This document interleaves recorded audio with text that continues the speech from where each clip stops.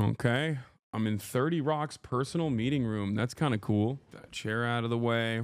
Yeah, I'm going to be on NBC now. NBC News Now. And Hello, Mr. Piker. This is David with Stay Tuned Now. NBC News Now. Can you hear me okay? that Yeah, I it can may hear you. Can you hear me? Yeah.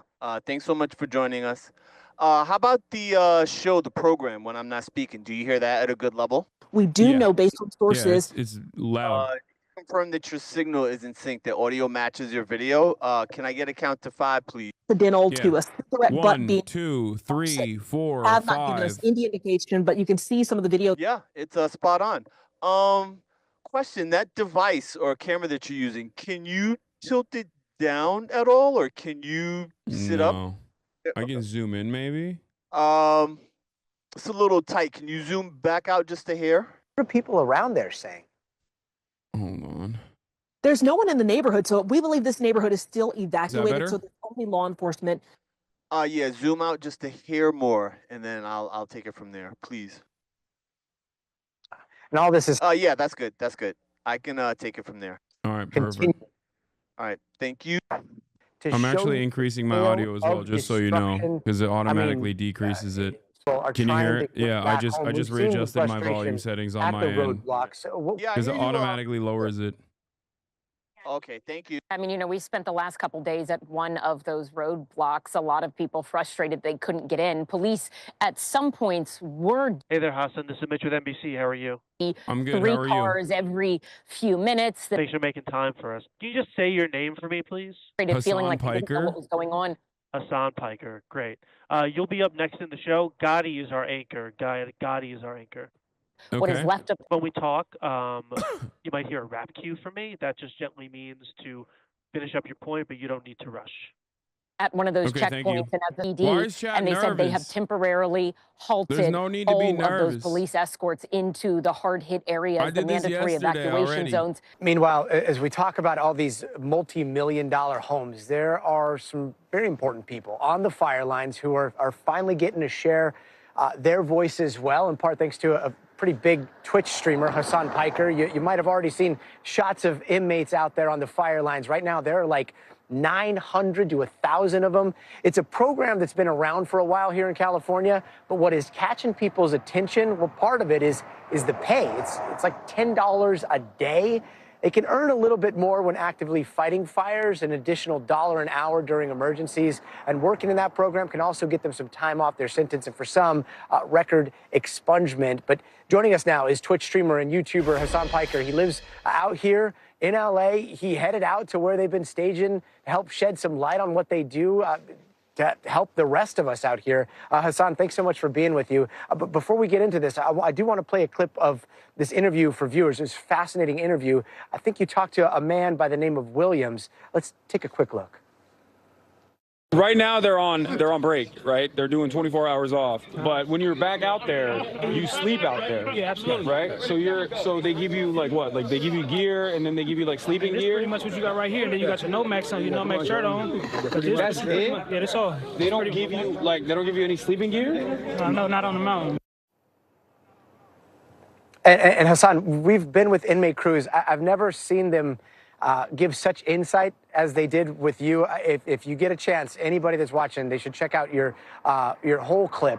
What was your impression of what it's like for them and the work that they're doing right now? I had an incredible opportunity to be able to talk to these guys directly, uninterrupted, in a very real setting when they were on their 24-hour break.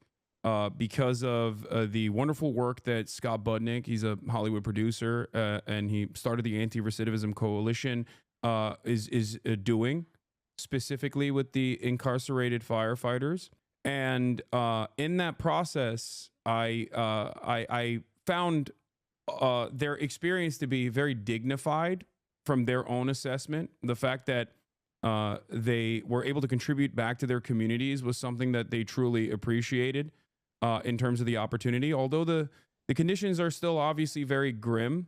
And one of the major things that they brought up was, of course, the wages, as you guys also pointed out to. Right now, I believe it's around $24 a day when they're actively fighting wildfires.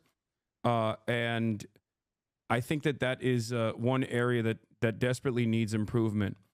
Another thing that I was also shocked by was the fact that in order to be able to volunteer for this program, you actually leave prison and go to a conservation camp to get training, and then you remain there when you're not actively out in the field fighting fires.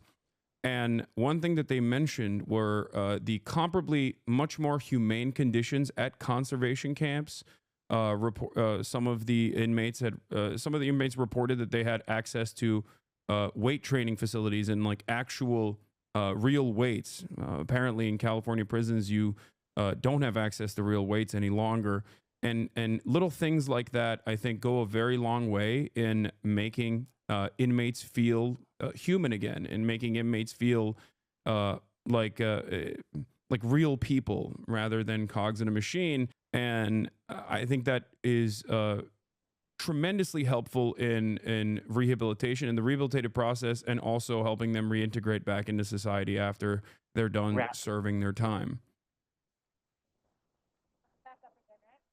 Yeah, one of the most fascinating parts of the interview, I thought, was when you started to ask them about what this was like compared to what it's like in lockup. If we have some of that, can we play a little quick clip there? Is it better than being in prison or no? It's way better, because I was in a prison yard. I'm seeing guys get stabbed, get jumped, get beat up. The cops treat us like.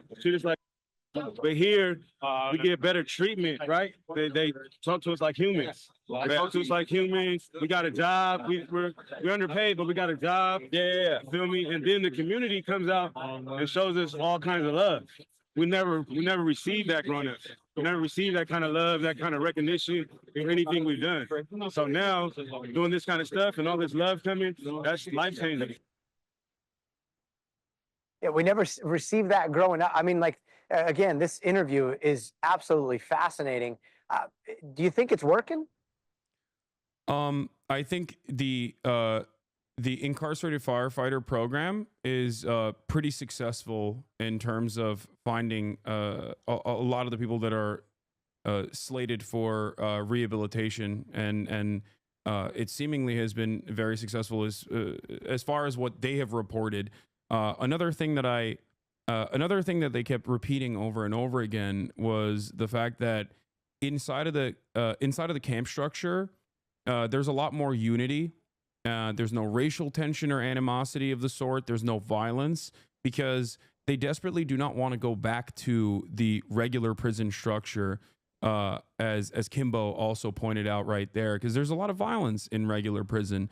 And I think that it is not only an example of the success of the program itself, but I think it's also a criticism of the current carceral state in a state like California, where the prison structure needs desperate reform, so that the entirety of the California prison system could look closer to the camp conditions that exist right now, that help, I think, tremendously in the rehabilitative process. Yeah, it's so cool to see the sense of pride and giving back to the community. I mean, we all owe them a huge thanks, and thanks to you for helping shed light on what they're going through. I mean, we've been on the fire lines, and fire lines are hell. So kudos to all those guys that are out there doing the work. Hasan Piker, thanks so much for joining us, brother. Thanks for having me. Sure. We've got a lot more to get to tonight here from... Thanks, Hasan. Have a great night. All right. Break. Thank you. Bye, guys. We're going to talk to Sam Brock. He has got the other... All right. Even though my mom is yapping right now, I can hear her in the background. It's kind of funny that my brother's in the background of all those clips. What are they saying? I don't know what they're talking about. I can't hear them. What news was that? That was NBC. How you feel it went? There's always room for improvement. There's always room for improvement. I'm never happy with my performance in mainstream news. Can you lower your mic, please? Shut up. No, that was not local LA news. That's a national network. That's NBC. It's crazy though that like I'm talking to a guy who's on the ground in Los Angeles, like maybe a couple miles away, and he's running the program from the ground. That's wild to do. Anyway, Christian. You want to come back? I'm done. That's a win. You got their voices in front of so many people. Yeah. I think they wanted you to talk more. No, that's the delay, chat. That's just the delay. I love the work. Try to avoid saying or so many times. It's hard, man. I know. Oh, is it just about the interview? Yeah.